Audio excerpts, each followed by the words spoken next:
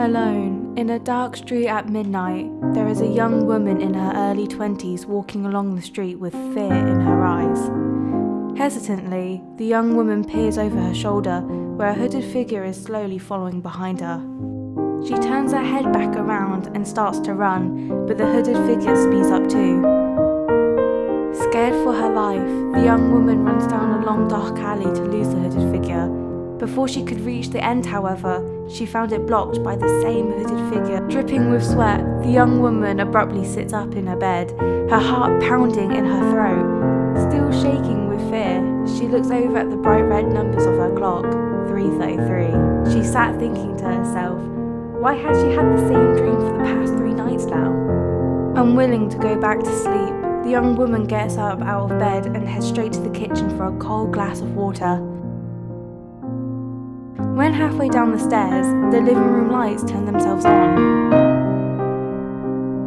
Even more scared, the young woman creeps into the living room. Unbeknownst to her, the same hooded figure was sat staring at her with a glass of water stretched out in her bony hand. In fear, the young woman splutters out a load of questions. Who? What? Why? What are you doing in my house?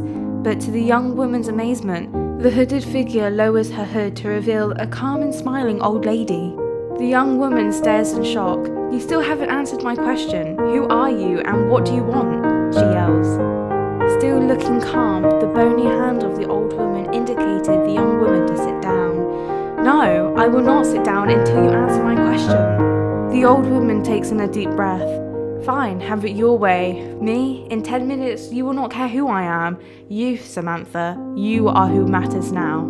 Samantha looks into the woman's eyes with confusion. Yes, you. There was an angry tone to the woman's voice now. Right, come and sit down and have that drink of water you wanted. Hesitantly, Samantha too takes a deep breath, starting to head towards the sofa and very stiffly sat on the edge. Not taking her eyes off the now back to calm old bony woman, Samantha, still shaking, takes a glass of water and raises it to her dry lips. This made the old woman's wrinkly face glow. Not trusting the woman though, Samantha's lips stayed tight over the edge of the cold glass, not daring to take a single drop of water into her parched mouth. The woman's smile turns into a frightfully happy grin. There's a good girl. Now that I have got you all calm, I can explain. To begin with, I am sorry if I scared you in your dreams. It was never my intent. I was trying to warn you. Jumping in, Samantha snapped at the old woman. Warn me about what exactly? Well, if you had let me finish, I came to warn you about someone who was trying to... The woman's face contracted slightly. Trying to kill you. Laughing now, Samantha stares at the blank face opposite her. Kill me, you daft dimbo. Give me a break. I was dreaming. Can you get any stupider? Starting to look frustrated now, the old woman exhaled. If you were dreaming, what am I doing here, huh? Exactly. If you paid attention in your dreams, you would have seen them. But as always, no one ever does. Samantha pauses, taking in what she just heard. I saw you chasing me.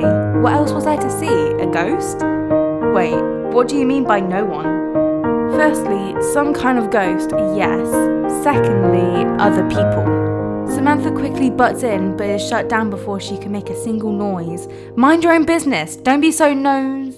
The woman stops herself before she could say what she wanted. Sorry, I didn't mean to yell. It's just important that you understand. Aggravatedly, Samantha rolls her eyes. Understand what exactly? With bitterness, the woman too rolled her eyes. Well, sweetie, if you would be quiet, I will tell you. As I was saying, there was a figure behind me trying to kill you. They must have their reasons, as you don't kill someone who is innocent. I, however, was trying to... Hold on, why are you not drinking? Once more, Samantha takes the cold glass of water and raises it to her dry lips, yet still keeping them closed tight, not daring to take a single drop into her mouth. Getting more and more confused as to why she has to drink this specifically. The old woman smiles and continues, however, I was trying to save you from that figure who was trying to kill you. I have come here tonight to gain your trust, to help save you. From the old lady's words makes Samantha, for the first time that evening, feel worried and anxiously starts to plead to the woman. I do trust you. I allowed you to stay here, didn't I? Please, save me.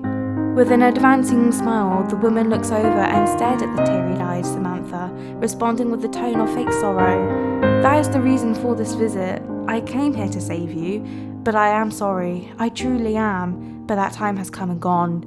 It's too late to save you now." Hearing this news, Samantha's face contracts into fear even more than before.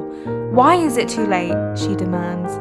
"You're still here? Please, I'm begging you, save me." Still smiling, the woman explains, "Well, yes, clearly I am still here, but as you do not trust me, I can't save you now." Samantha begins to shout in fury. "I've told you, I do trust you." The old woman's smile slowly turns into a frown. "No, you don't trust me. If you did, you would have drunk the drink, which you haven't, so you clearly don't trust me." Samantha quickly blurts out, "Fine, I'll drink it." She takes the glass quickly, raising it to actually take a drink of it, but just before her lips could even touch the tip of the glass, it was gone. It turns out the old woman simply waved her hand and the glass with all of its contents in it just vanished. Staring at the girl, the woman eerily told her, "It's too late now, sweetie." In rage, Samantha goes to stand, but all of a sudden, her body goes numb and stiff. What's happening to me?" Her voice becoming slurred with each passing word. Laughing with mischief, the woman responds to the struggling girl. "Oh, I do love this bit. See, right now, you're lying there, limbs heavy and can't even talk, all because you don't trust me. Otherwise, you would not be struggling right now."